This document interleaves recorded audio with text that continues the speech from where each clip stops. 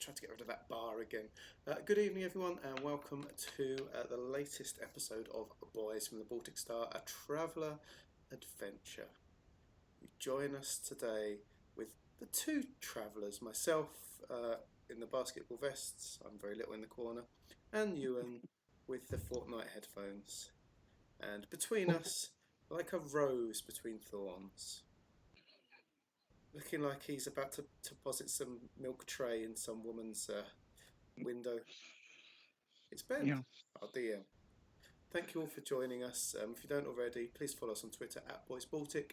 Consider following the channel, it's really helpful. Thank you. And over to Ben. Thank you. So, last week, arriving on Giikur, the travellers decided to explore the planet a little, doing some tourism before getting business underway in earnest. The world is mostly covered with vast oceans, and on 7 levelled mountain tops, the city of Sellville is its capital. After learning a little about the city and its layout, the travellers went to visit the fabled Earth Park. A trip by dirigible took them the first of the peaks making up the Earth Park site. They had booked a room in the Earth Park Hotel, and they haven't actually visited that hotel yet, but they've got a room booked for when they need it. The first stop on the dirigible route is the fragrant forest. And they enjoyed the forest itself, and leaving through the north side of it into an open area, took in a little entertainment and ate some authentic earth food. Stefan decided to show off his acrobatics, which ended poorly at first. And they returned to the forest to continue their exploration of Earth Park. And that is where we resume the story.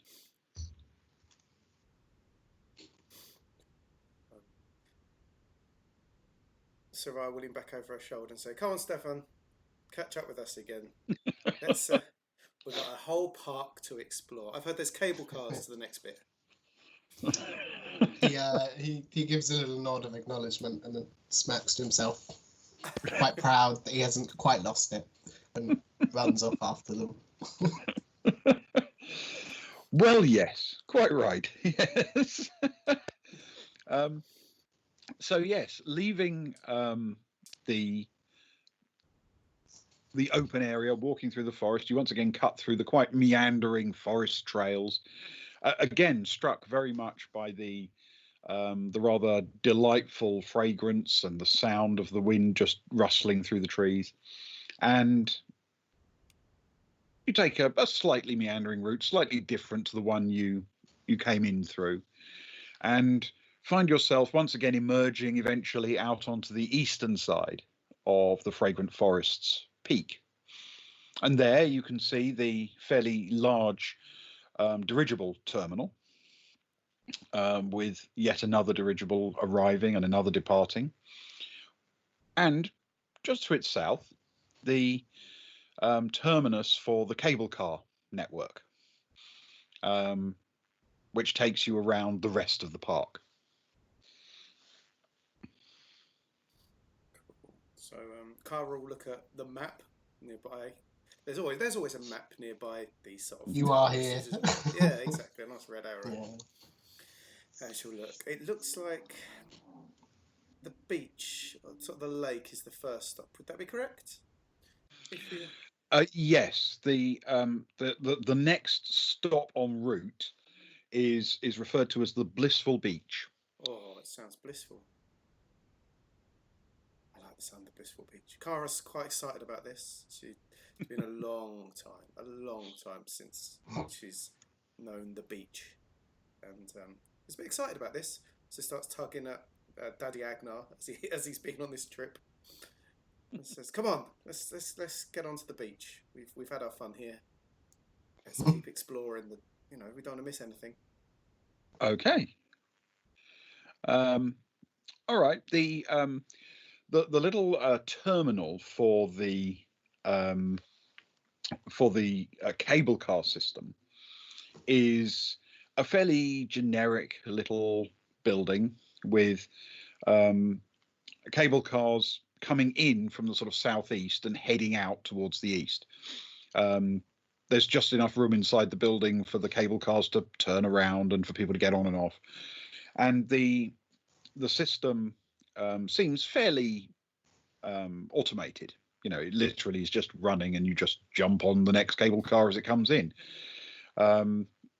Because of the way it lines up, there is only one track of cable cars. There's no sort of multiple platforms or anything. You just get on the next cable car and it takes you to the blissful beach, as you say. So you jump aboard. Yeah. There's no dex roll needed. It's not that dangerous, is it? Like a sheer, Do I have a to sheer roll cliff. before I commit to this? The platform's like 3 foot away. The cable cars are suspended on a sort of electromagnetic system, and they come to a gentle stop inside the terminal for a little while. You just step in, step out, and then after a while, the doors close and off they set. And quite rapidly, on your way out of the building, you reach the edge of the peak, and dramatically it falls away, revealing this tremendously deep valley dropping to over 1,000 meters below you. And you can see all around, and from this vantage point, you can not only see the crescent of the beach area that you're going to, but also the distant positions of 3 more flattened peak areas beyond it, and the twinkling light on the lake in the center of Earth Park. It doesn't take very long, a matter of a few minutes, to cross in the cable car, and it's very stable. It's clearly designed as a tourist transport. This is not an uncomfortable ride. And in essence, you find yourself arriving at the first terminal point, which is at the northwest of Blissful Beach. And obviously you can choose to disembark or not. Kara just disembarks. Dragging Rose with her. I don't know if anyone else is coming. You can keep going if you want. Yeah, I mean, it makes sense, doesn't it? We'll get off, and then once we're done here, we'll get back on. I assume everyone will jump in. Absolutely. Okay. This touchdown point is essentially at the back of the beach area. The way it's been designed is so that the peak has been cut seemingly at an angle, and then sand has been poured to form an actual beach with a gentle slope down to the water. There are no tides in such a small body of water, not realistically. So what you get is just gentle waves lapping at the edges of the sand. You can see from where you are, the beach stretches in a crescent, more than halfway around the lake at the center. And the beach is also quite deep. It's fairly busy today. There are a lot of people enjoying it. And there seem to be a number of these cable car stops on the crescent. One thing you do notice is that the cable car stop you got off at is a junction between 2 cable car lines. Essentially, 2 lines enter and then 1 leaves. The only way out is sort of towards the east, further around the beach. But there is another entry line from the south, which brings people in from the south end of the beach, and that is just filtered onto the main loop line, which carries all the way around the lake. The beach is very pleasant, artificially pleasant. It is designed to be pleasant, and there are little rocky shelves and areas to clamber on behind the sand, behind the cable car stop, and then this gentle sloping beach down towards the shallow water. and you can see a little way out, a fair distance out into the lake.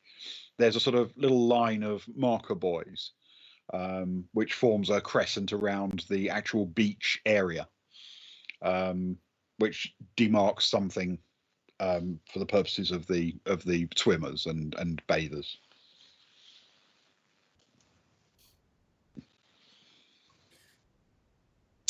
Does it all look very relaxed and innocent? Is there any sort of anything that, as world-weary travellers, as relaxed as we are, might put the heckles up slightly?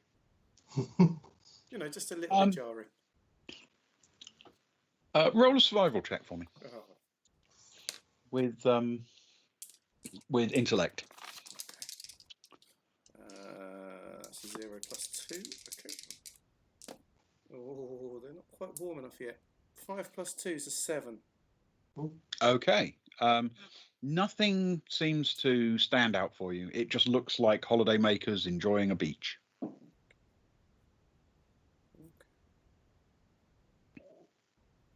How's the weather at the minute? I don't know whether Lovely. we did touch on that last season. One of the nice things about being 3,000 meters up on a relatively small world is that you are above quite a lot of bad weather. When it's daytime here, it is generally glorious sunshine. Wonderful. You said the beach is quite busy. I assume there's people all around, in the water, out the water. Yes, yeah, there are people swimming, there are people paddling about on inflatables and canoes and things of that nature.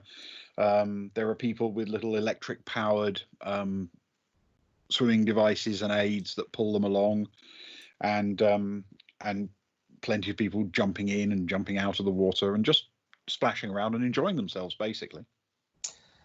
Agnar is sort of like backpedaling away from the group a bit towards the water, and he just shouts, "If anyone needs me, I'll be," and then just turns and runs straight into the water and starts swimming. Okay. When he comes out, does he shake himself to dry?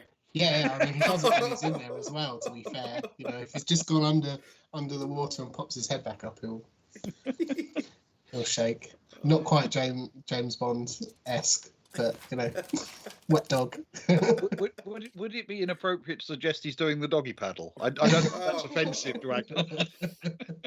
I think he'd be okay with it, given the situation and where we are.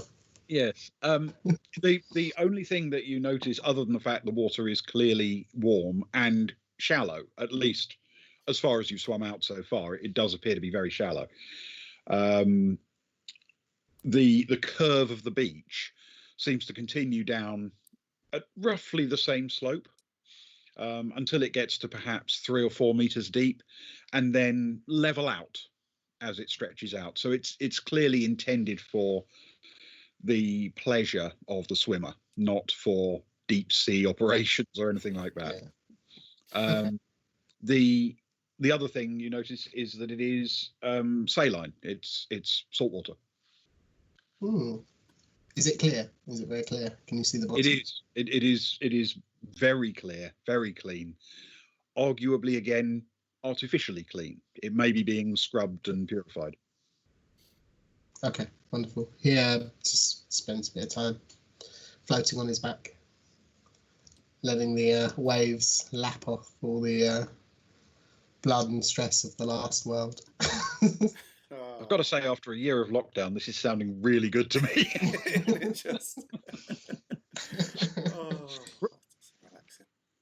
Yes. So everyone else, yes, Rick is enthusiastically diving in as well. He's happy to see that, and Rose, who grew up on a water world, has sort of run towards the surf, but stops and turns around to make sure it's okay. Cara sort of with her hand, like, "Go on, you crazy kids, go enjoy." And as she sort of sends her off, she'll sort of unzip her sort of flight suit to halfway, pull off the sleeves around the waist like she does from time to time, and then she'll change her top, take the top off and change it into the Earth Park t-shirt. She'll slap the Earth Park hat on. You know, she's got quite pale skin, and it is quite bright there. And you know, I myself know the importance of, you know, a bit of the factor 40 and over the years and that. So she gets that, and then she's gonna lay her other top on the sand, sit on it, and pull the computer out to finally get around to what she's been meaning to do, which is to get the computer agent to start looking for traders on Giikur. Okay. Can you roll for me an electronics computing skill, please? With Boone. Boone? Yeah. This is education and the computer skill and a boon. Yeah, cool. Should be okay then, because I'm +3 on that then. With a boon. Oh, lucky it's a boon though, because I hit a 1. But it was a 4 and a 5 +3 is 12. 12. Okay. Can you roll 1d6 for me, please? 6. Okay. You set the computer going. You don't have any difficulty programming it and configuring it, and it immediately gives you an estimate that the complete search will take around 6 hours to run. Okay. Oh, that's good. Well, then I can. That's perfect for sightseeing. Not to worry about that. From trading partners. Okay. Perfect. While everyone's doing that, she'll just settle down with the computer for now. She'll sort of close the computer, sort of ram it on with her so that people can't easily get it, lie on her back, and sort of just have a kind of a snooze, I guess. A bit at that point. Okay.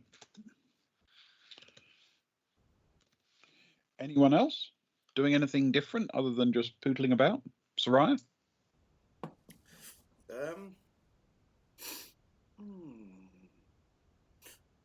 If Stefan knows what he's doing, I could do this with a moment to consider what Soraya might be doing.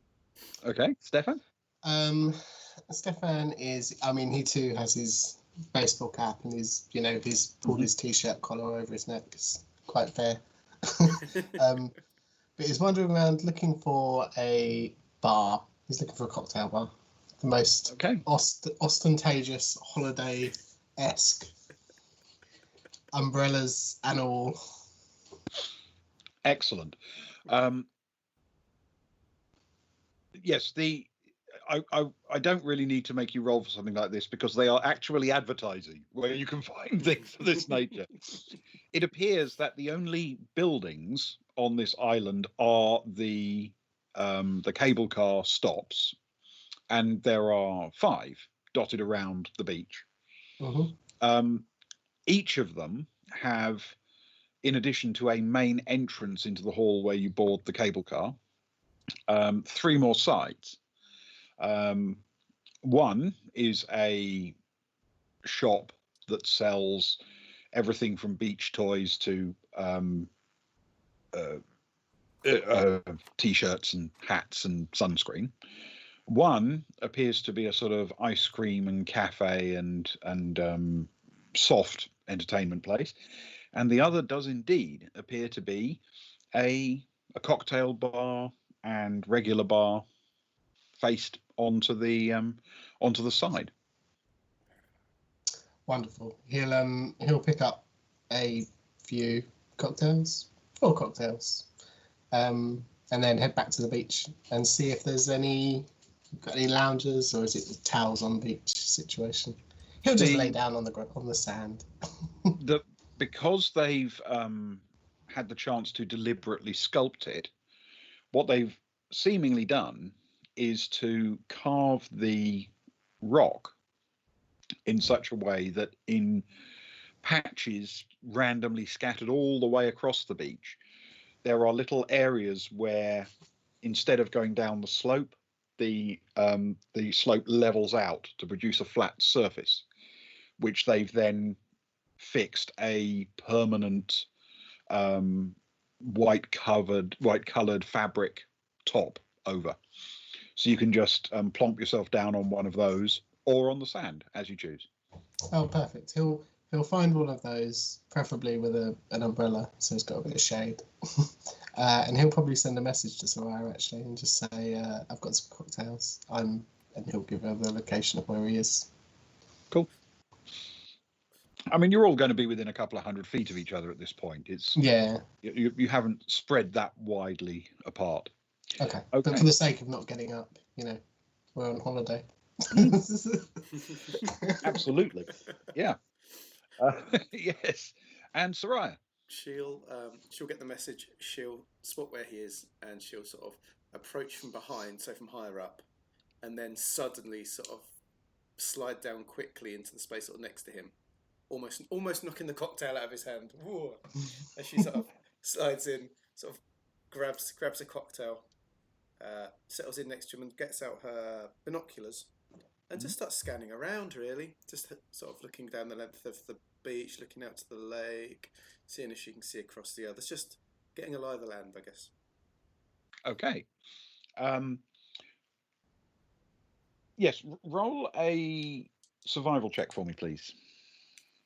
Is that for Stefan slapping her for nearly No, coming out of nowhere and nearly knocking his drink? That's for what she can learn through a pair of binoculars. Oh, she might actually learn something. That's with intellect. Okay. Oh, good. I'm glad it was with intellect, because intellect has taken it up to an 8. Okay. From your position, which is not very high above the water level, if you know what I mean, you can make out the shape of the other 3 islands, but not much in the way of detail. They all seem to have relatively cliff-like faces onto the lake, rather than the beach that you're enjoying here. You can make out the dams that are put between them, which contain the body of the lake and stop it leaking out between the peaks, and see the top of those.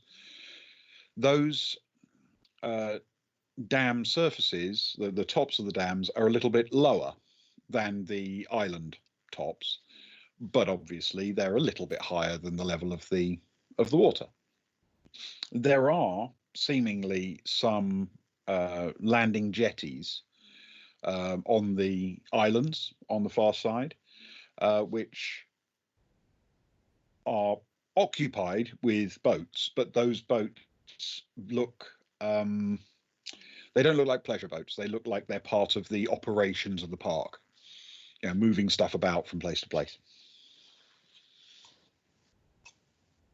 Okay.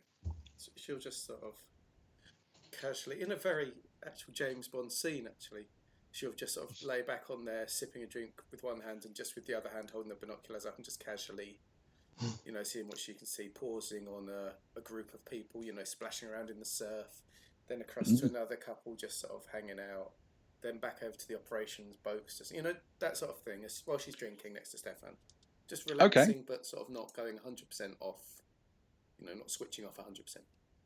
There are hundreds of people relaxing on the beach, meandering about, splashing through the surf, swimming, and the cable cars seem to be frequent enough that though the park is reasonably busy, there's certainly no sort of queue waiting to get onto a car. They're so frequent that people just get on in 3s and 6s. There doesn't seem to be much overcrowding at all. That's good, because I was worried that sort of at 5:55 p.m. there was suddenly going to be massive queues to get out of the park. Nothing worse. Nothing worse. The last one, yeah. Oh. Yes.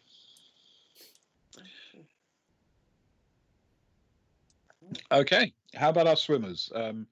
Anything they want to do beyond just splash around and lie about and have a bit of fun? What's the scale of this ish? Doesn't have to be exact. Yes. Are we talking swimmable to the dams and the islands or not? Theoretically, possibly, but it's a fair old distance. Okay. the lake is about 2 kilometers across. So, I mean, you could, but you wouldn't want to. Yeah, sure. Okay, no, I mean, I guess Agnar's probably just doing laps, not laps, lengths. Laps, Yeah, definitely you not wouldn't want laps. to go across. I'll just do laps. Yeah, 6 kilometer laps of the lake. Yes. Yeah, I mean, he'll from what take you can tell, all of the swimmers appear to be staying on the beach side of that little line of buoys. Yeah. He'll pick just a small section and just go up and down, and occasionally splash, one of the crew members that he sees as he swims past. I mean, there's actually a reasonably generous space between the beach and that line of buoys. It's a couple of 100 meters out in most places. They're not being stingy with the area they've roped off. Soraya will shout out at Rick, have we lost Agnar for the day?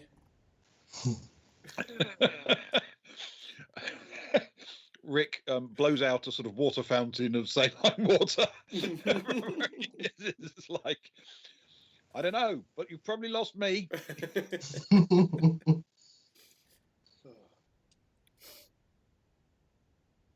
Well, I guess we can always come back at the end of the day. It's a nice place to finish the day if need be. Yeah, cool off. With the sun going down or whatever. Yeah, nice. Definitely. I mean, Agnar, I assume, won't swim as long as everybody else because he'll realise that he's got to get out and dry off thick, probably quite matted fur in the same space of time everybody else has, and then, put his combat armour back on and try and get a wet t-shirt over the top of it. Okay, fair enough. So after an enjoyable half hour or so, I guess, that kind of length of time we're talking about. That sounds good, I think. Yeah. A time to enjoy a drink, enjoy the beach, enjoy a bit of a splash around and a cool off in the water. The party reassembles quite close to the cable car station that they disembarked from. Cool. What's next on the? Can't we go back to the map? What's next on the map? We must be heading into animal territory, aren't we? The next stop on the cable car is still on Blissful Beach. Yep. But it's on the rocky area to the north, according to the map. And then, yes, you cross over a little valley to the next peak. Stefan will pick up a couple of mojitos, one for him and one for Soraya for the road. Right, that's getting added to my notes. We mustn't forget that. Just before we board. Yeah, good stuff. Well, yes, quite right. We're travelling in style today. Yeah, absolutely. Yes, you've got essentially one more stop on the on this piece of land. So does everybody get back onto the cable car? At this point, I can't see why not. We will. I don't know. Is Rick coming with us? Or have we truly lost him for the day? Yes. No, he and Rose will happily tag along. For the time being, they're just, eyes wide, enjoying the park.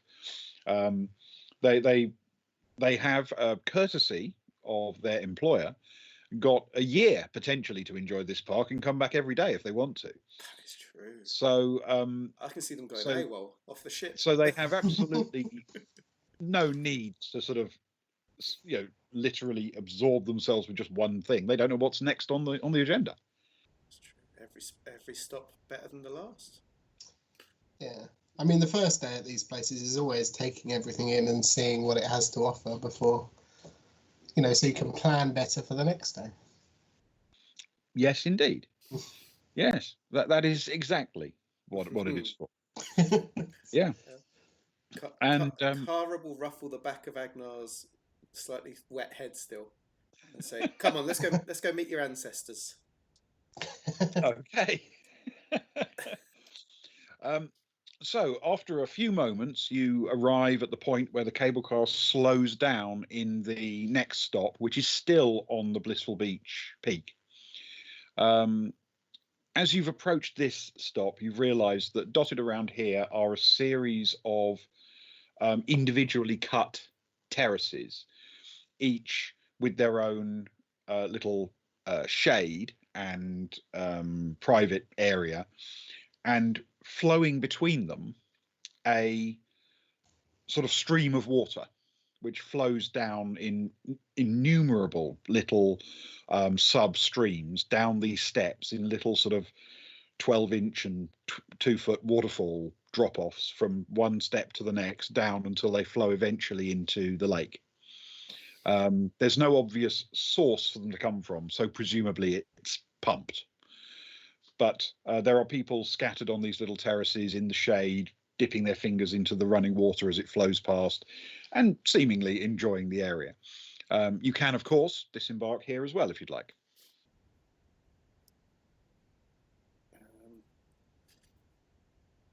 Neither of mine feel the need to. I think Soraya will poke, sort of elbow Stefan and say, look where we could have been. We could have had our own little hut terrace. Exactly. Drinks, a sunset, lovely times.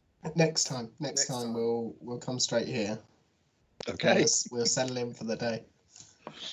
But yeah, I think both of mine are happy to assume that this is still very much the beach, and we'll continue on. It is very much the same peak, and it seems to be very much the same vibe. It's just people relaxing. This particular section doesn't actually have a beach, presumably because it will be washed away by the waterfall things. But it still seems very much just a laid back relaxation kind of area. Same principle as the beach area. Is it busy? Sorry. Not as busy as the beach. Okay, cool. But there are people dotted around enjoying it. It just offers a slightly different vibe, slightly different place. Yeah. And then the cable car continues with you still aboard. Once again, you go over an enormous drop. You know, it's 500 meters or more down, but only very briefly, because after only a couple of hundred meters, you drift over the next peak, and arrive at the next cable car drop-off point at the northern end of what the cable car enthusiastically announces is the Therium Terraces. Wow, what a treat. I suppose it's worth jumping off here and working our way down to the south. Yeah, I mean, we could, in theory, I don't know quite how far that is. Not that far. We could get off and walk down to the next stop and then get on at the next stop and carry on. Is that a possibility? Yeah, let's meander through. I think it's a good plan. We'll find out. Yeah, we'll get off at any rate. Yeah. Okay. Getting off, you find that this is laid out exactly like the others, with its own shop on one side and a sort of a summer type cafe and a cocktail bar, and ringing the cable car stop here are benches and tables with umbrellas and people sitting and drinking and eating and having a lovely time. Once you're off, you can actually see a bit more how the place is laid out, because it may or may not have been deliberately disguised from above, but it's certainly been coloured so it's not glaringly obvious, so it looks a bit more natural than it actually is. You are in fact on a raised plateau area, which is some distance, about 5 meters, for the most part, above the flat area that forms the majority of the peak. There is a certain amount of loose scrubland and plants and trees dotted around, both on the elevated area where you are and on the lower area. And as you look towards the south, you can see that there is a second elevated area with its own cable car station further down along the same peak. So Therium is like mammals and stuff, right? So we should expect to find some creatures somewhere. Is there any signposting when we get off? of places to go, points of interest, and things like that? Not something that points to a specific direction. No, it's as if you're just expected to get out and go wherever you want. Let's get out and go wherever we want then. Yeah. I mean, to be fair, that sounds quite an interesting way of figuring out what's here. Okay. All right. Which way would you like to head? Sort of towards the south, or east, or west, or north?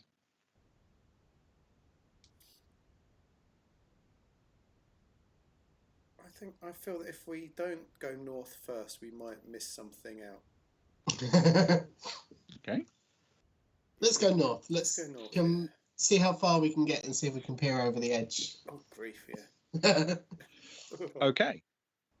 After not that many meters, you arrive at the northernmost point of this raised plateau. What you can see is that it is clearly configured in such a way that you are not supposed to descend to the lower level. There are guardrails to stop people accidentally falling over. They don't seem to have put in much in the way of actual things to prevent you climbing over, but it is about a 5-meter drop down to the lower level. However, as soon as you look down at that sort of 5-meter down, you notice that the raised plateau area you're on seems to be sitting in the middle of a bit of a bowl. So the further away you look, the closer to your own level the ground becomes. So any animal outside this plateau is almost at your own eye level until they get really, really close to you, at which point they are suddenly facing a 5-meter tall cliff, effectively. There are seats, there are plenty of viewing areas, and as you look out, what you see is a slightly meandering animal-beaten trail through some grass and shrubland to the north, and dotted around it, various animals. There is, for example, a very large 4-legged animal, a little bit unfamiliar to you, about 5 meters in length, grayish in color with a little bit of dark brown hair over the sort of spine and neck. It is, to give you a sort of guide for, not for your characters, but for you, it's about the size of an Indian elephant.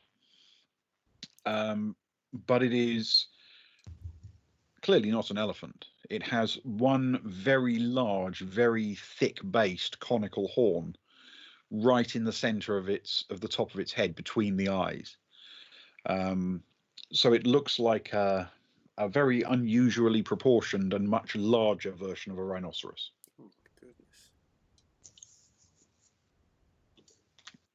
It's a unicorn. I've heard about these.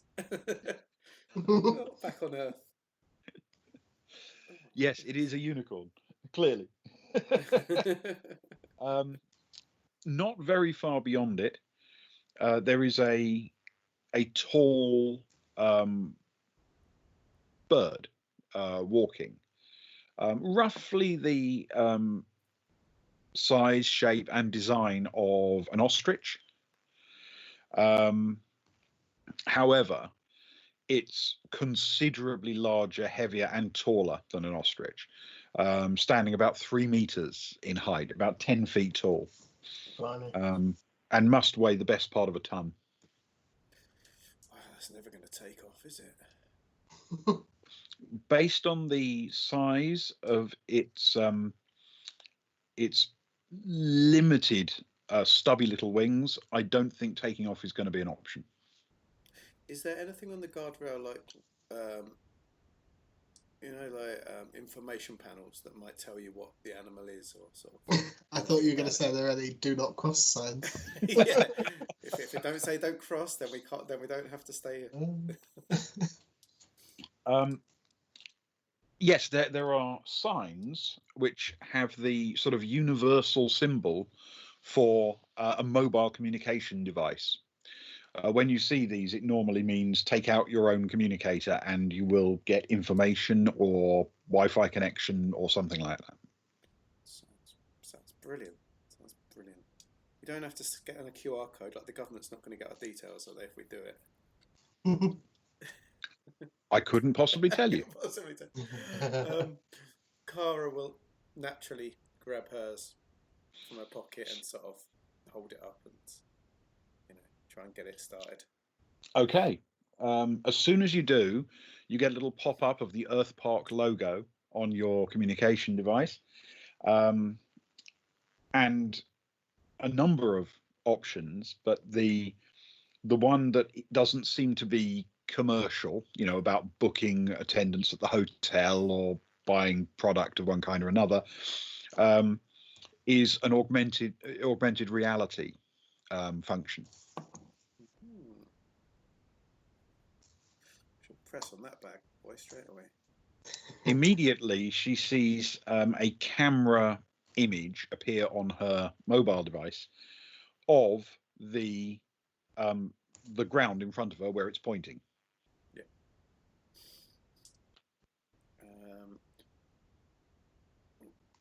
Because she sort of aim it at the ground she is. Oh, she's gonna. Does she need to take a picture of an animal that she sees, and sort of bring it close to her? Augmented reality normally works more dynamically than that. Okay. Is there an option on the screen, like a menu that I can work my way down then to see an animal to pop up in front of me? Yes, there is. In fact, there's a list of little silhouette of animals, and you can see 9 silhouettes currently shown on the screen. She'll press the big unicorn-shaped one. Okay. Immediately, she gets a little arrow appear in the corner of her screen, indicating the direction to point the mobile device. She points her mobile device in that direction. As she takes it in, a little sort of digital outline appears dotted around the animal, and it cheerfully produces a little pop-up menu, little box of information, which cheerfully tells her that this is an elasmotherium. Oh, spelling. I'm going to ask for spelling on that. It doesn't matter, but I'd like a spelling to just check that. ELASMOTHERIUM. Elasmotherium.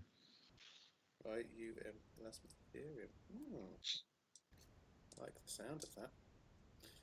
And then underneath that, there's a certain amount of information about the elasmotherium. Okay. Let's assume I've read through that information. And then she'll sort of point it out to the others and just start having a play around, a press around. Okay, well, as I say, the other animal you can see immediately from where you are, as soon as you point the mobile device in that direction, it pops up a little box explaining this is an elephant bird. Of course it is. It couldn't be anything else, really, could it? Are these the other half of the elephant man? Exactly. I take it these are standard Terran creatures.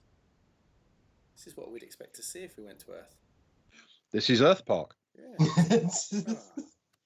Man, what a crazy place Earth must be. They're big for me. I don't know if I'd want to go there. Agnar just sort of thinks, there must be some good hunting on Earth. From what he's seen so far, the 2 animals he's seen so far. Yes. They look reasonably large game. Slow moving. Can't fly. They're certainly large. Yes. Yeah. Yes. The screen cheerfully explains to you that an elasmotherium is about 5 tons of rhinoceros.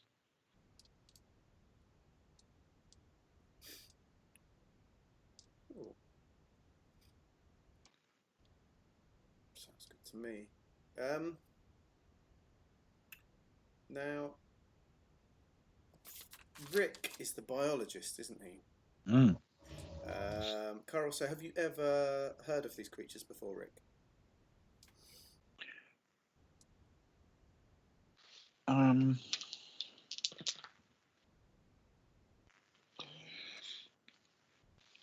He immediately sort of shakes his head and says, I know of their kind, but specifically these ones, no, these are new to me.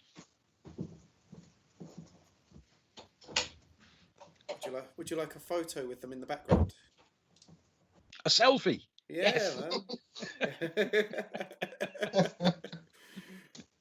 Okay. He sort of stands up against the railing, and even as you're about to take the selfie, he glances across to his sort of left, a bit further round to the east of the peak, and he says, "Oh, look at that!" and points out at another creature that's just coming around the edge of the plateau. This is a very, very large elephant, absolutely massive in bulk, but otherwise very similar to a modern elephant. The tusks look a little different. They sort of go further down alongside the trunk rather than curving up in front the way modern elephants do. Mm-hmm. And the mobile device cheerfully explains this is a straight tusked elephant and says they can mass up to 22 tons. 22 tons, my goodness. Which is what, about 3 times the mass of an adult African elephant? Beast. Kara immediately swivels to get Rick in the photo with that. Takes a photo with him with that. Tries to take a photo with the creatures in the background with him as well. Drags Rose up. I don't know if she's willing to be so close to a big elephant, but starts You're not ultimately all that close to them. That's all right. That they are close enough to make it comfortable to see them, you understand, but they're not, you couldn't reach out and pet them. She calls everyone else over. Come on, come over for a group photo. Hold on. Let's all get next to the elephant. Agnar say okay, but only if you upload it to social media with the hashtag EarthPark. By the way, to our viewers, if anyone comes across any of these animals in the wild on actual Earth, please upload them to social media with the hashtag EarthPark. Absolutely, hashtag EarthPark. And then everyone will get in the, or Stefan and Agnar will. Yeah, Soraya will as well. We'll get in the selfie. Yeah. So, certainly if you do find a 22-ton straight-tusked elephant, you should definitely put it on Twitter. Yeah. And the first thing you should think about is hashtag EarthPark. Hashtag EarthPark, yes. Yes, definitely. Sharing it to our social media. Absolutely. Okay. Are you going to stay in this location, or are you going to meander around the rest of the plateau? As always, as Soraya's refused to totally switch off, can she have a look to see if there's anything suspicious or like wonky, or if anyone's following us or anyone's sort of looking at us funny and things like that? Absolutely. We're doing very touristy things, but we're not. Survival or reconnaissance check? A recon check if you prefer. Either one with intellect. Okay, what was that? Survival. Okay, that's the one I'll be using. She's hit. They're warm. She's hit. She's hit 13. Ooh. Okay. The dice have been in my sweaty mitt all evening. and it's Oh, 13. Wow. They're drenched. They're quite hard to roll. They just sort of slip out my hand at this moment. The only reason you roleplay is so that it gives you time to warm up the dice for the rolling. That's why I don't like combat, because it happens too quickly. The dice get cold. Yeah. Yes, there is a person sort of lounging against the outside of the central cable car terminal, who it appears is paying more than passing attention to your party.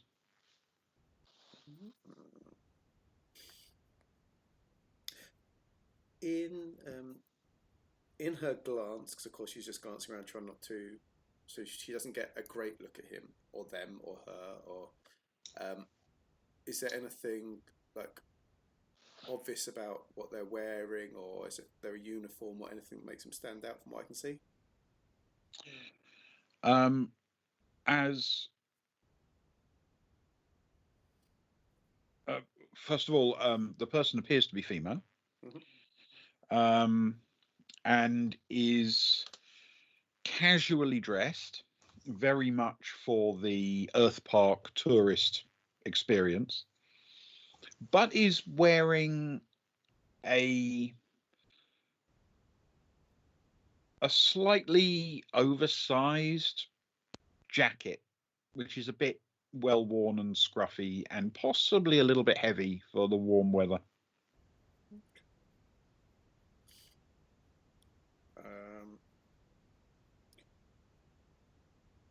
While everyone's in a group, of course, Soraya will sort of, while trying to be part of like the japing and joking that's going on, she'll sort of say to Stefan, first of all, you know, Stefan's got eyes for this. She'll say, "What do you make of that woman over there? I think she's watching us." Okay. First of all, Stefan, I would like you to roll.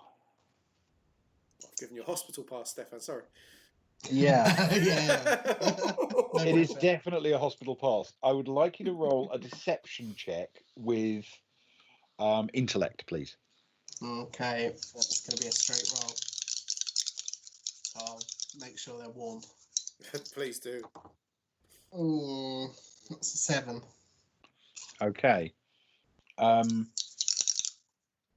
In glancing up and trying to spot the person being described to you, you sort of have to look around a bit before you actually lay eyes on her. You know, there are a few people milling about. It's not automatically obvious exactly which one's being indicated. By the time your eyes come to rest, not staring at her, but sort of close enough that you can catch what's going on, you just see her glance down and away and start looking at her mobile communicator and playing with it. It is possible that you've been made. Could Stefan, sort of like carry on looking around, and if he sees a sign for a toilet or anything really that's a point of something you will be looking out for, possibly one of the bars by the terminal, or a toilet, or some other kind of public thing, and he'll make out as though he's looking around a bit more for something like that.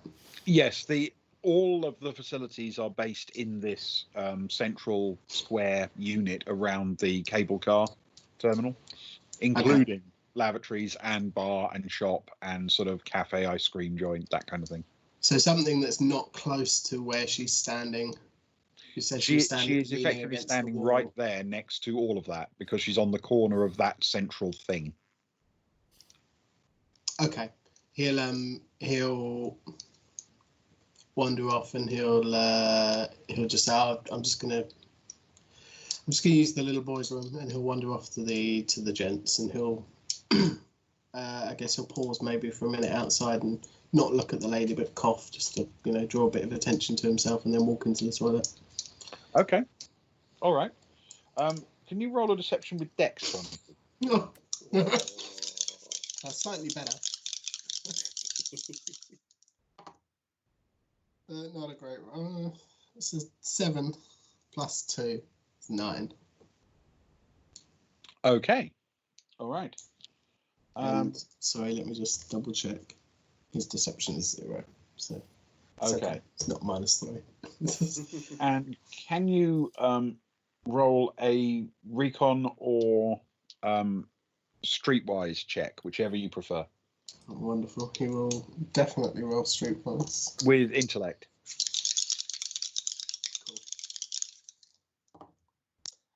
Cool. That's a 5 plus 2 is 7. Okay. Hot and cold. You appear to have split her attention well enough that you do catch a bit of a glimpse at her back as you make your way into the fresher. She's now having to sort of keep attention in both directions, perhaps, and you spot the outline of a fairly substantial piece of hardware underneath her jacket. Okay. While he's in the toilets, he'll just drop a message to Soraya, and just say she's armed, heavily armed. Would that be the right description? Substantially Certainly armed. heavily armed, insofar as you can be discreetly. Yes. Yeah. He'll relay that information to Soraya, and just say maybe it's worth warning the others. Probably not Rick and Rose, though. It's a day off for them. Fair enough. Well, you can, of course, send basically everybody's got their communicators out and looking around at animals, so you can send them a message, basically, quite discreetly. Cool. Yeah, he will do that. Okay. All right.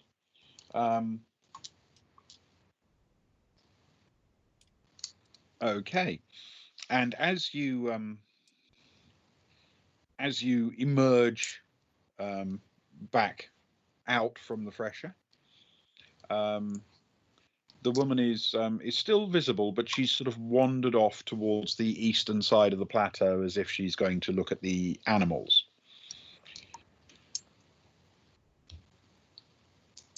Does that make it as though if she was looking at the animals, would she have her back to Stefan? Yes. In theory. Also, just a quick question, out of game wise, did either Stefan or Soraya, when we had our little run-in with security back at the the cultural performance areas, did we notice that they were armed at all? Yes, they were. They were carrying a standard laser pistol, essentially. Okay, so not as heavily armed, but armed. They were armed, and they weren't hiding it. It was an open carry kind of. Okay, cool, sure. Yes. Yes, and at that moment, Rose lets out a little yelp of excitement and charges over in the same direction as the woman you've been keeping an eye on. Not literally alongside her, you understand, but some distance further down the eastern side of this raised plateau, and starts pointing excitedly downwards at a herd of mammoths that hove into view, making their lumbering way from the south up the eastern side of the plateau and around. There are about a dozen of them, big, shaggy, giant things. The biggest over 15 tons in mass, and absolutely vast tusks, which extend almost down to scraping the ground before curling back up again. They're almost as long as the fully extended trunk of these animals. And the mobile device cheerfully indicates that these are steppe mammoths. and they are an absolutely mighty sight. You can feel when they walk together. Each individual one, perhaps not, but when they march as a herd like that, you can actually feel them slightly through the ground. And people on the plateau are getting quite excited and running over to see them come past, as if it's something they really look forward to. It is something so remarkable a sight that even this woman, who may have other motives, seems absolutely captivated by it. And at about that moment, we should probably take a break. We should. Oh yeah, I, blimey. I want to have a secret chat with you, and so I think it'd be That a very went- good time to that take a went break. quick. Secret chat. You go to the toilet, Ben. Spend a nice long I time. feel secret chat can only end poorly for me. Make sure to mute your speakers, Ben. I'm planning to take over Giikur and put the mammoths in charge. We need a coup. These We need a mammoths coup. deserve to be. They do. We need to unionise the mammoths. They could do so much more together. That is a very special kind of coup. Yes. I think everyone can get behind that. So I guess dear. on that note, so we'll take a 5-minute break if you are watching. So go to the toilet, grab yourself a drink or whatever, and then we shall return for the Grey Hill Bass Toast and the second half of tonight's Boys from the Baltic Star. Brilliant. See you in a few minutes.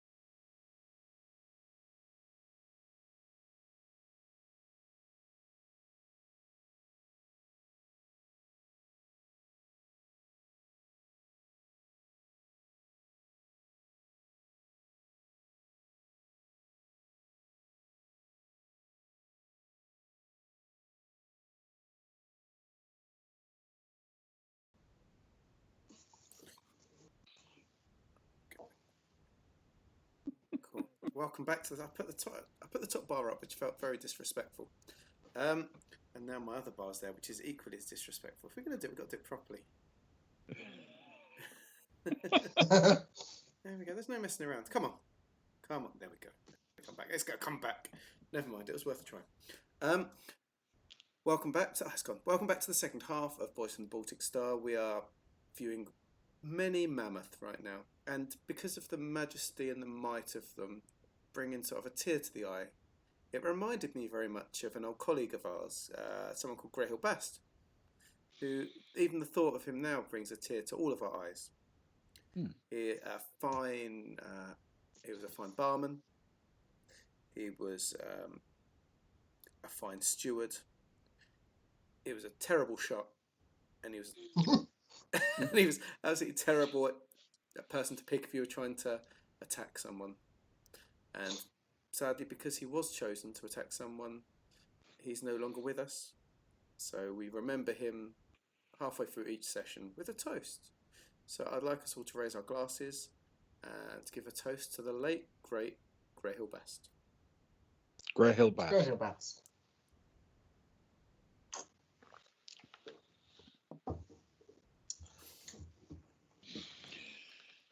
Excellent. He was the best of us. He was the best. How long have you been saving that one up? Well, quite a while.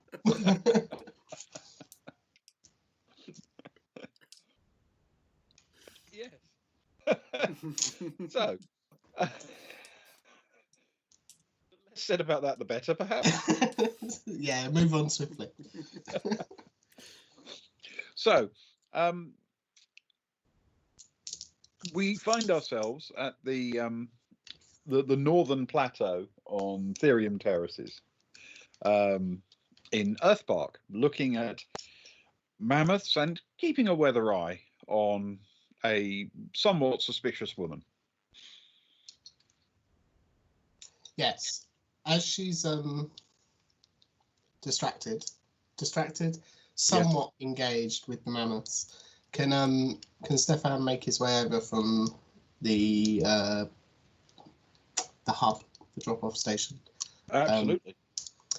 And can he, the way you described it, Rose had run over one side of her, but not close, a fair distance away.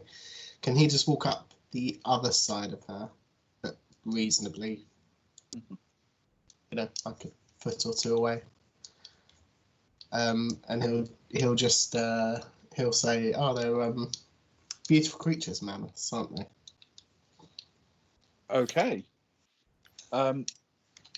Yes. Before any rolls happening, as he's doing that, just as a point, Soraya is a few feet behind, but staying behind, sort of walking towards, but a few meters behind what Stefan is doing, if that makes sense. So she's also approaching, but she's not there by the time Stefan's approached her. Can Stefan and Soraya please both roll a stealth check with dexterity? Yes. No. Well, I say yes. He can roll it, whether it turns out good or not. Oh, that's good. We hit. So he rolled an 11. He gets a +3. Okay. 14. So that's 14. Wow. Okay. I've hit an 8. Woo. Hopefully the magic number, we'll see. It depends how aware she is, I guess. Okay. Both of you approach without her seeming to notice that you're anywhere near her. When Stefan speaks, she turns to sort of look at him, realizes who she's looking at, and there's an immediate flash of recognition across her face. And she thinks for a moment and says, they're wonderful. And immediately turns and starts hurrying back towards the cable car. Is there any chance before she can get far that Soraya can block her in anyway, or is that going to be impossible? Soraya can cut her off while she's actually setting off and while she's still basically looking at Stefan. His stealth roll was good enough that she is flustered. that's what I would like to do. I would like to cut her off from that side, and I'm going to be quite out with it. She's going to have her Gauss pistol, and her plan is to like jab it into her side. You know, like try and grab at one arm and jab the Gauss pistol inside from the other side, sort of thing, as she turns to move. Okay, 1 second. Oh, that's a terrible roll. Obviously didn't warm the dice. Oh, Okay. Good, mine are sweaty. She doesn't seem to notice the threat and how close Soraya is until literally the pistol is pressed into her ribs. And she freezes immediately. And as that happens, can Stefan walk up behind the two of them as if to shield the fact that there is a Gauss pistol being jabbed into her ribs from anyone that's, behind them? Yes. So I mean, he'll get in the way of any security that might be watching from behind. And children. We don't want to upset the children. Yeah, and have families. a lovely day. And mammoths. And mammoths. And Yeah, mammoths. you Don't upset the don't want to alarm the mammoths. He just position himself so that he gives a little bit of cover. I'm not talking about, covering the whole I thing. understand. Did also, I don't suppose he recognised her at all. No. No. Okay. No. Cool. That's fine. Okay. Can you both roll a stealth with Dex for me, please? Oh. I feel like I got lucky Same last dice. time. I'm rolling to a 0 here, so I'm hoping. That's pretty good. That's a 10 plus 3. Okay. Yes. No, wonderful. Well, Okay. that might. I hope you cover for me then, because I hit a 6. I hit a 6, so hopefully. Yeah. Stefan Okay. can cover for my failings. Between you do manage to disguise the. A 6 isn't great, is it? No. No. But between you do manage to disguise the fact that you've stopped her, and you notice that she has tucked underneath her jacket and sort of slung underneath her arm, essentially running down her side, a laser carbine. And it looks like it may be a custom modified one for concealed carry. The bulky jacket also hides the power pack reasonably well. You'd have to be paying attention to spot that she's carrying this kind of weapon. And she is now, frozen in place, looking back and forth between the two of you warily. Is there any way that Stefan can attempt to get the power pack off her? Or if it would be easier to get the carbine but not the power pack off of her? Well, because they're attached together, the obvious thing to do would be to disconnect them. Yeah. Yes, with the dexterity you've demonstrated, it won't be a problem. Okay, wonderful. He will disconnect them.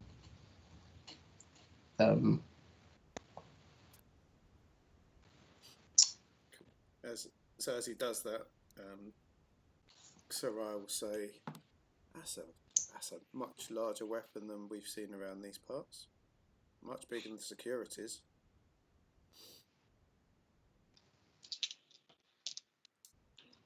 Okay. She seems to relax a little bit almost, and says, "My ID's in my front pocket. I am security."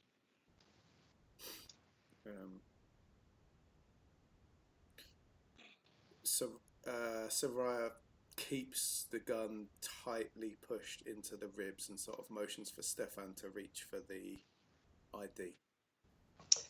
He will reach for the ID. Okay. You take it out as directed. It identifies the person as Emma Corbett. She is, according to the ID, an employee of Black Sun, and she is a team leader, supervisor role within the Black Sun organization.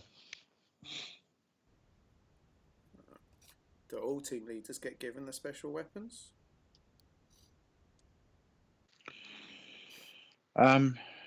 Those of us who need to keep a low profile, yes.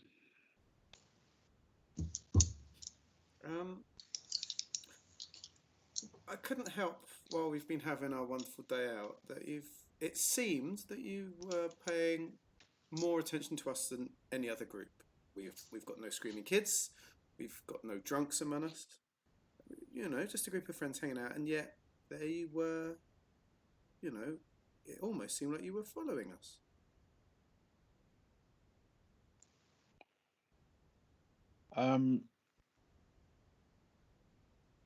Roll persuade check with int or social, your preference. Okay, persuade's good. Int's good, social's horrible. So let's try and outthink her rather than sort of. Oh no, what is that? That is it's a 6 plus 2, 8. Okay. And well, it's a contested check, and she did even worse. Oh, rolled a 6. I thought, oh, this plan was going so well. She makes a decision on the spot, and she says, "We were asked to keep an eye out for you." Why us? What have we done? What's special about us? I don't know. I didn't ask. Stefan just says, by whom?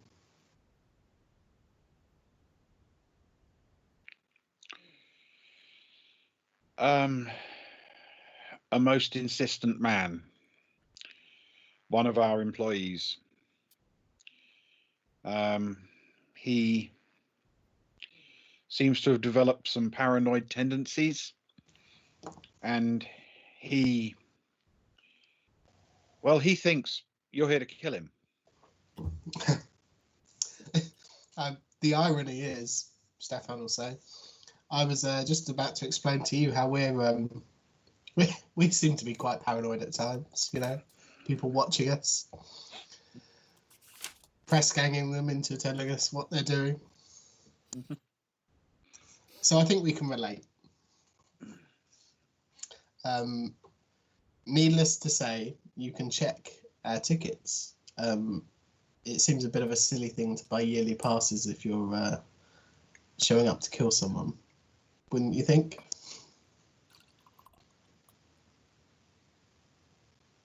Yeah. Yes, frankly.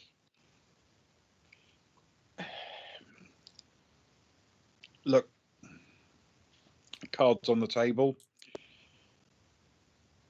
This isn't really official security business. It's not part of the Black Sun contract. It's a subcontractor who works with us. And to be honest, you guys, you aren't the ones we're really looking for. There's somebody else who isn't with you. And apparently he's the one to watch out for. But look, it's probably ridiculous. You're probably not here to kill anybody. And if you were, you probably wouldn't be doing the sightseeing thing, clearly. But I don't want any trouble. Nobody has to die today, right? No, I don't think so. Do you think so? Soraya sort of wiggles the gun in a little bit. It says, "I hate it when people die, and we are on vacation." Do you have any names?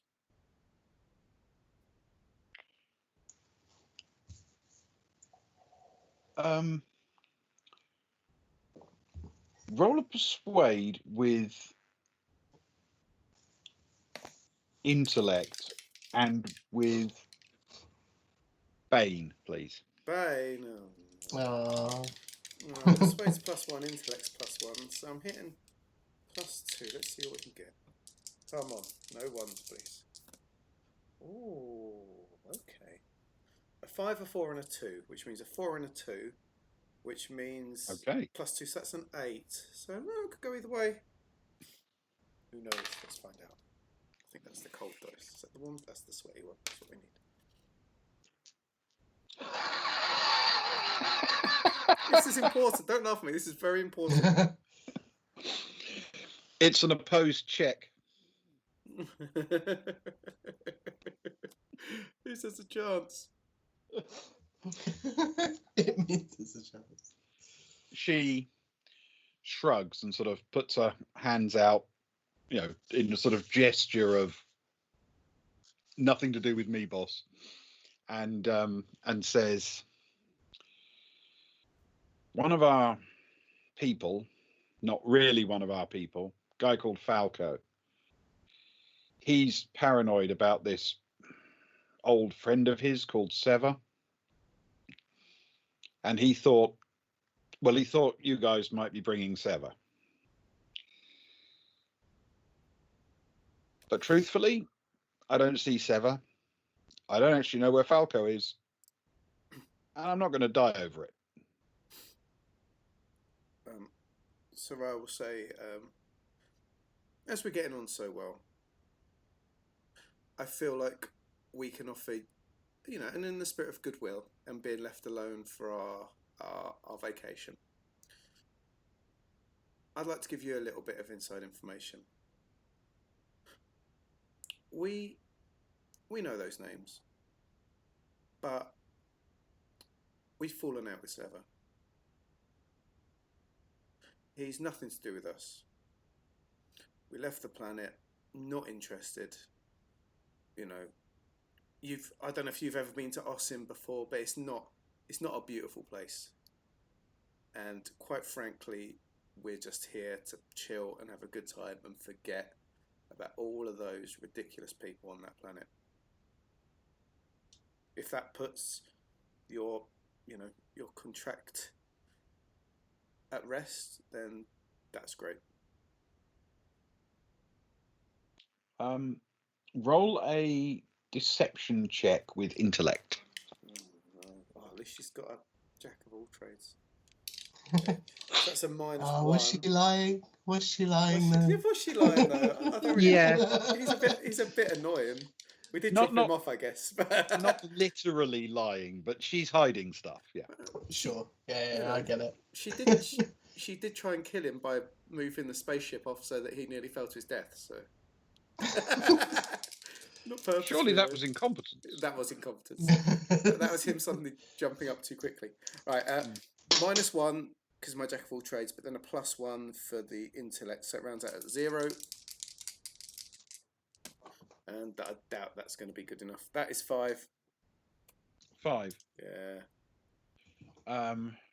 She nods slowly and says, "You know what? I'll pass it up the chain." Stefan will just say to her, "Look, we are just here to relax. We've got a meeting somewhere else on the planet. We just thought we'd take in the sights. It's a bit of a, as she said, it's a holiday. We're certainly not stupid enough to try and kill anybody in the middle of Earth Park, a massive tourist destination with families around. I mean, some of us are idiots." And he gestures over towards Agnar. But it is hat. We're not here for any trouble. I think we've demonstrated that in this discussion. Somewhat. A little bit. You've still got your gun and your ammunition and your life. And a pistol shoved into my ribs. I mean, I'm just saying, there are points on both sides. Soraya will sort of feign a bit of surprise that that's still the case and be like, oh, and sort of slowly remove the gun while still keeping an arm on her shoulder, kind of thing. Yeah. To be fair, we didn't know that you were security. You could have been hired to kill us. As I say, we are quite paranoid. Apparently, there's a lot of it going around. Yeah. Yes. Well, all I can tell you, I suppose, is that as far as I'm concerned, you guys can enjoy your day at Earth Park. Soraya will say, as far as you're concerned, can we enjoy the week on the planet? Sure. I'm really only part of the security detail here at the park. And, well, if I see Seva, I'll tell Falco. But I don't see anything here that's worth getting into a firefight over. It's probably for the best. Let's those mammoth are moving on. Let's enjoy the majestic sight that brings a tear to many an eye. One more thing. Are we likely as we do the circuit here? Are we likely to run into other team leaders doing similar things? Yeah, probably, but as I said, I'll pass it up the chain. Carrying the same weaponry, just so we can identify them at a glance without having to assume that it's another bounty hunter out to get us. There are a lot of people around here who are armed. You won't necessarily be able to tell one of our people from a distance, but I can pretty much promise you that nobody will be paying you any particular attention. Okay. Well, thank you.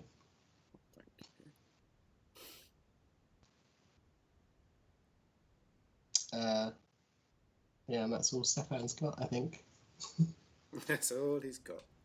Yeah, that's all Soraya's got. She'll sort of surreptitiously slip the pistol back into the holster. That's all she wrote. That's all she wrote, and she'll just sort of head over to give Emma sort of a tap on the, move the hand off, rearrange the sleeve, give it a little tap, and then she'll go over to the bar to look over at the mammoth as they wander off into the distance or whatever they do. Yes, they're sort of heading to the north and around the raised plateau. The width there is it's probably the best part of 100 meters between the edge of the plateau and the edge of the peak, and they are just wandering a fairly well-trodden route around the curve, around the edge, and back down again. Something they seem to do quite regularly. We need to free these, you and Phil. They need the beach, is what they need. Are we going to march them across the dam or take them on the... one by one on the cable car? Yeah, take them on the cable car. Hannibal in the Alps springs to mind. I feel it would be an equal feat. Really, really big water wings. Let's float them out. You'll be free. Or one of those giant inflatable balls, and they can just walk across the water. Oh, exactly. Yeah. Absorb thing. Yes. Yeah. Zorbing mammoths. Zorbing mammoths. You heard it here first. Hashtag zorbing mammoths. Yes. I mean, the lower area of this peak is quite a lot of hectares in size. They obviously pack a reasonable number of animals into the space in order to make sure that people have things to look at. But it doesn't look like a zoo, if you know what I mean. It's a pretty open area. Yeah. They have space to roam. Yeah.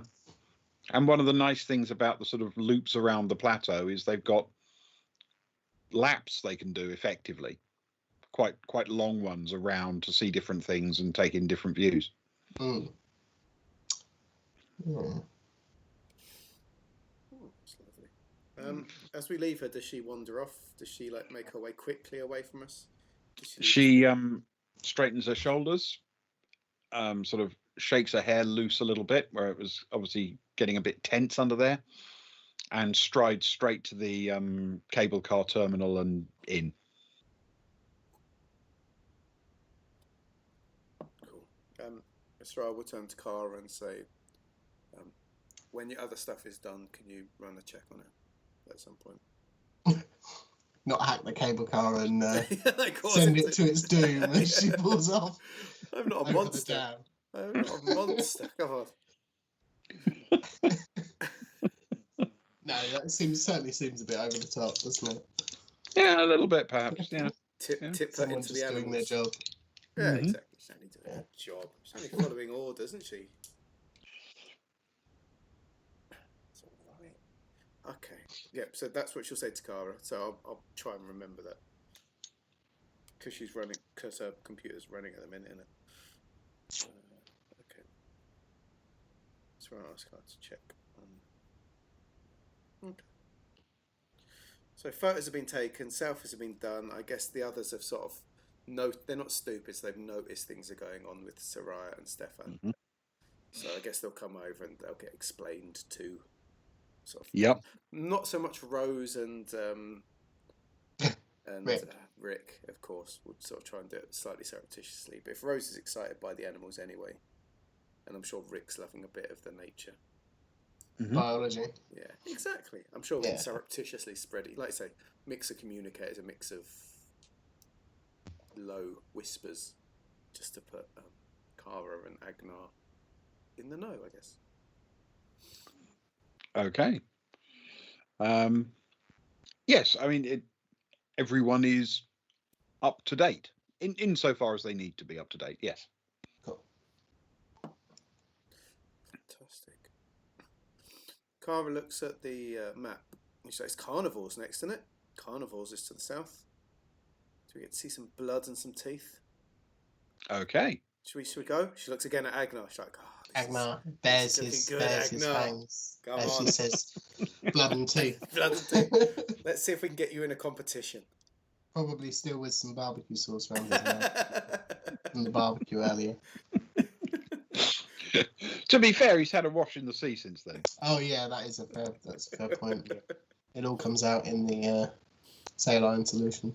Yeah, it washes pretty well to salt water. So, okay, so you getting back onto the cable car for the next hop? Are we happy with that? Yeah. Yep. Let's do that then. Okay. The route between this cable car station and the next one seems to be conducted very slowly. Of course. These two, this particular route takes you right over the middle of the Therium terraces.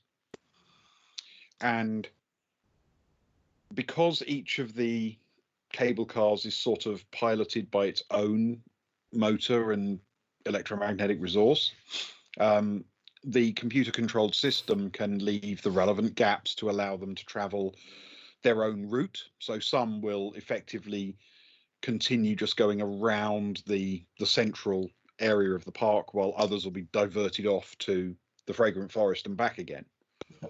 But also, different legs can be done at different speeds. And this particular leg of the journey seems to be done very slowly, at a sort of gentle walking pace. And the reason becomes pretty obvious, because the central part of the Therium Terraces peak between the two plateaus is rich with different species of animal.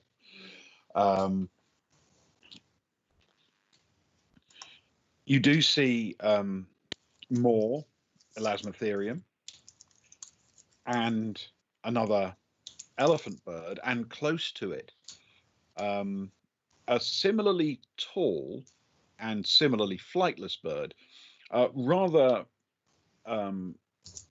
thinner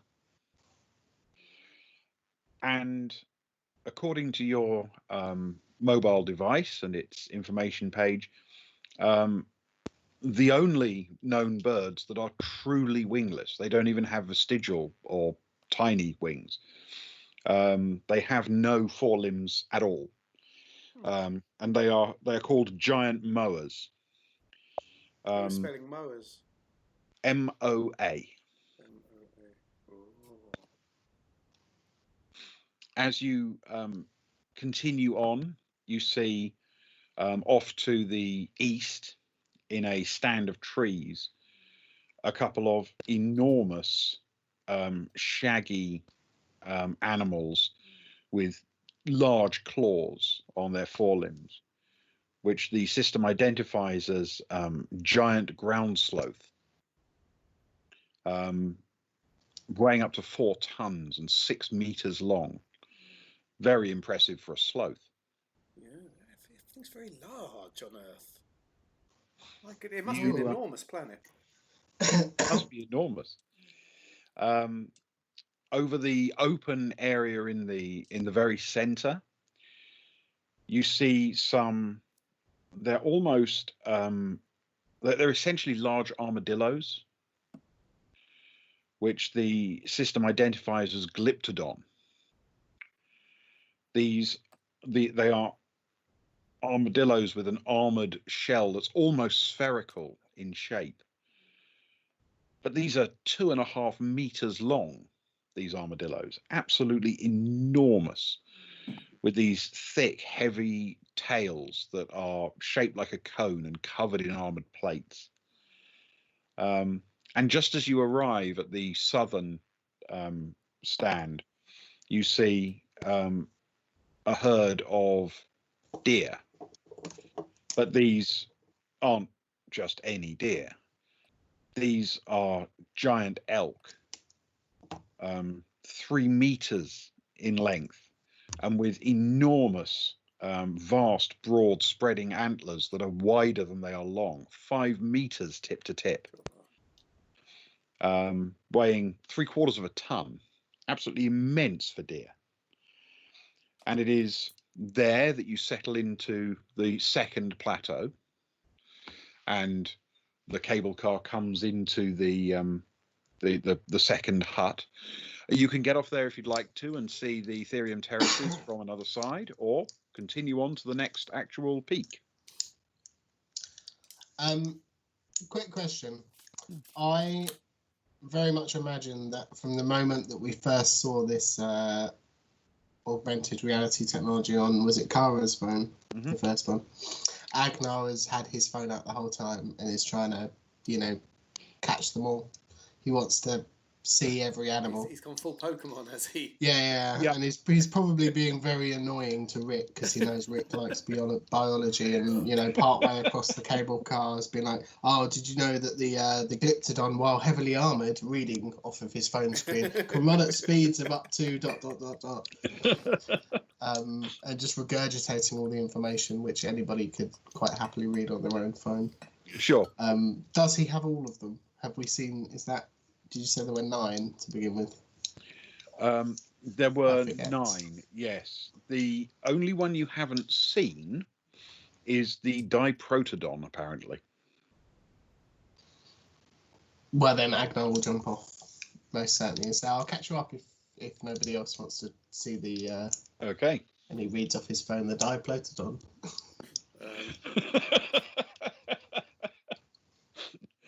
Kara rolls her eyes and jumps off to join him, shouting, we can't leave you on your own, you'll get up to mischief.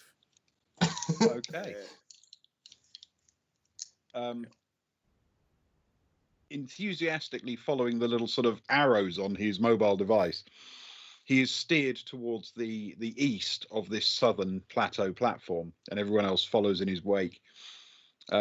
This points out over a raised terraced step area, which does include areas with sloth and the giant elk, many more glyptodon. And sure enough, it takes you a few seconds to spot it, but tucked away in some thin and artfully placed foliage there is a diprotodon. A diprotodon is a 3-meter long, 3-ton marsupial. Like, imagine if a kangaroo became enormously muscled and then became a 4-legged animal. And it is a massively heavy looking beast. And quite noticeably, because it's a marsupial, it's quite noticeably a sort of different character to its movement, to its shape, to any of the other animals you've seen.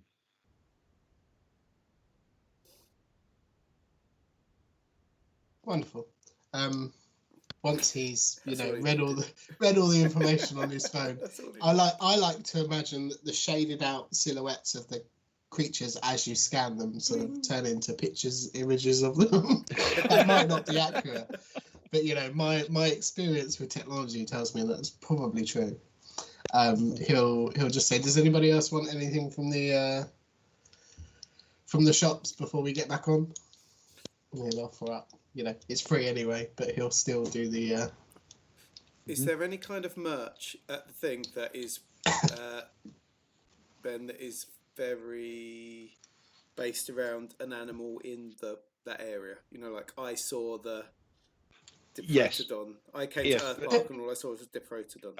As far as you can tell, there is a gift shop in each of the cable car stops, and when you look at the one here, it does seem to be heavily focused on these large herbivorous beasts. Yes.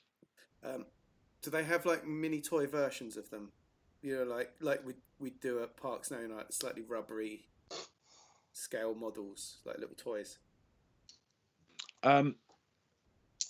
Yes, in fact, they can even do little slightly robotic ones. Cara would like to buy Agnar a full set of all nine of these little critters, in like honor of the fact that he stayed behind and made it worthwhile, all of the GM's creation.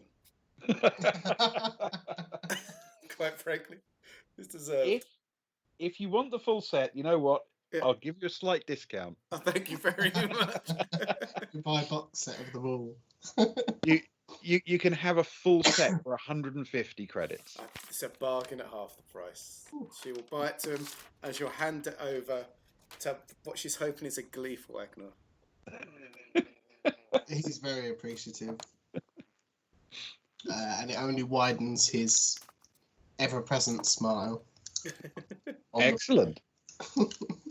Okay. Yes. Yeah. Yeah. I mean, when a Varga smiles, they really smile. I mean, that's a toothy more. Yeah. Toothy smile. Most definitely. Yes. Okay. So, if you are happy now to rejoin the cable car. Yes. Let's do that. Okay. The next hop, the journey is considerably faster. Even though the view is quite nice, it's still this vast, hundreds and hundreds of meters drop to the forest below. But this leg, you're very, very close to the outside of the dam, so you can see it curve away from you. This vast sort of concrete surface stretching down, and the cable car on this leg travels considerably faster and deposits you on a sort of triangular shaped plateau on the next peak, which is cheerfully identified as Carnivore Caves.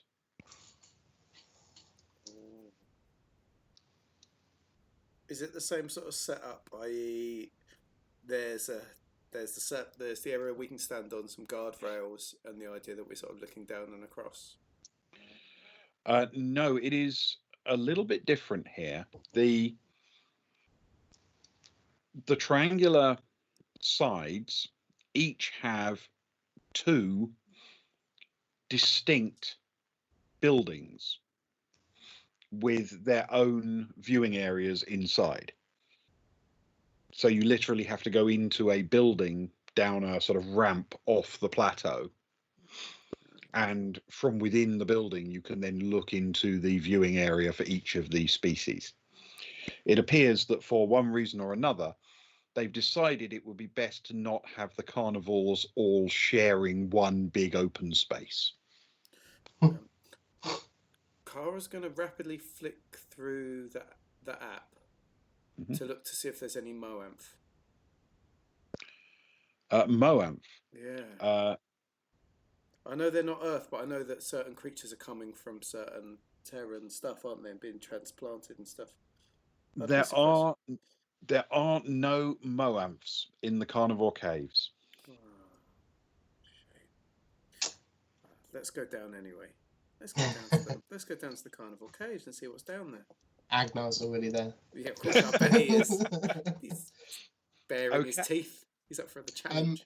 As we step off, can we see the security team leader lady? Did she get off here, or does it appear from where we're? She didn't get on the same cable car as you. No. But if you want to look around to see if she's on this plateau, by all means, take a look. That will be, either a recon or survival check. Either one with intellect. It'll be Stefan, because Agnar's far too busy trying to recon all of the animals. That's a 9 now, with nothing. A 9 with nothing. Okay. As far as you can tell, no sign of her. Okay. Cool. Just curious. Right. Yeah. Shall we? Okay. Essentially, the north side of the triangle, it's sort of a bit northwest, really. Yeah. Has two carefully signposted entrances, one for what are described as cave bears and another for Octotherium. Sounds spicy. How are you spelling Octotherium? ARCTO. Yep. Therium. They should be with the Theriums. I feel cheated. they basically have one carnivore, and they're like, oh, let's throw one of the Theriums over to make a whole point of it. We can't just have the bears. No one's just going to come for the bears. No one will come. No one will get off. Wait till we get to the honey badger section. Oh, the honey badger section. Yeah, you haven't even looked for the honey badgers yet. But now I'm thinking they might be going to kick off. They could be like 4 meters long and absolutely terrifying. 4 meter honey badgers. Like Godzilla in honey badger form. They walk on their back legs, their hind legs, and their front ones are like clawing at things. Absolutely, yeah. Very large honey badgers, yeah. Yeah. Yes. You know, honey badgers are also called ratels. Are they ratels? No, I did not know that. There you go. So you see, we're educational. I'll have to add that to one of our tags. I think as well as that might get some more viewers. Lowbrow RPG education. Education, yes. When no one's expecting it, damn, we hit you with a bit of education. Okay. Ben mostly hits you with education. So we have on the northwest side of the triangle the cave bear and the Octotherium. On the southwest, the fossilis, as it's called. How are we spelling? Like fossil with lis on the end. Yeah. Or actually fossil with... Yes. Oh, God, I can't focus. With is. With is on the end, yes. Yeah. And next door to that one, on that face of the thing, is the terror birds. Well, they sound like a Jerry Anderson creation. They really do, don't they? Yeah. And on the eastern face, direwolf and smilodon. Is direwolf D-I-A? D-I-R-E. D-I-R-E. Oh, they sound terrible. Dire wolves. Yeah, They and it sound is dire. 2 words. Dire wolf. They sound good. I'm looking forward to a fight with them. The dire wolf and the Smilodon. Okay. Mm-hmm. Agnar will very much go through the same routine here. Will, run around. Probably save the dire wolves till last, I'd imagine. Just spend a bit more, time observing them. Okay. His Well, brethren. if you wanted to do that, then probably the easy way to do it would be to start with the Arctotherium and work anti-clockwise around, if you see what I mean. Yes. So the 2 northern enclosures, both very much as the name would suggest, contain caves, and the viewing area looks over an open field and then into the mouths of these caves. The northernmost of the whole set on that side, and the sort of northeastern one of the northwestern face, if that makes any sense, is the Arctotherium. This is a very, very large bear, weighing up to 2 tons, being up to 4 meters long, and they are impressive.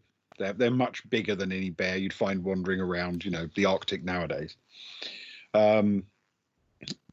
And they are a grey-brown in colour, with fairly thick, heavy-looking hair, and they are indeed a powerful-looking, dangerous-looking animal. And next over, you find the cave bear, considerably smaller, but an aggressive-looking animal, still up to a ton in mass. As you move over to the south, you enter an enclosure filled with terror birds. These stand up to 3 meters, 10 feet tall, weigh a couple of 100 kilos. They are astonishingly fast over open ground, and they have these very tall, narrow beaks that look like meat cleavers with vicious hooks on the end of them. Swinging to the next one around anti-clockwise, there's an enclosure for the fossilis. The fossilis is an ancient lion species. It weighs up to 250 kilograms. Similar, though a little larger, to a modern tiger, but much more muscular. It's considerably heavier and more dense. These are powerful and impressive beasts. And then on the eastern face, you walk into your penultimate enclosure. And in that enclosure, you press yourself up towards the glass, and on the other side, you see Smilodon.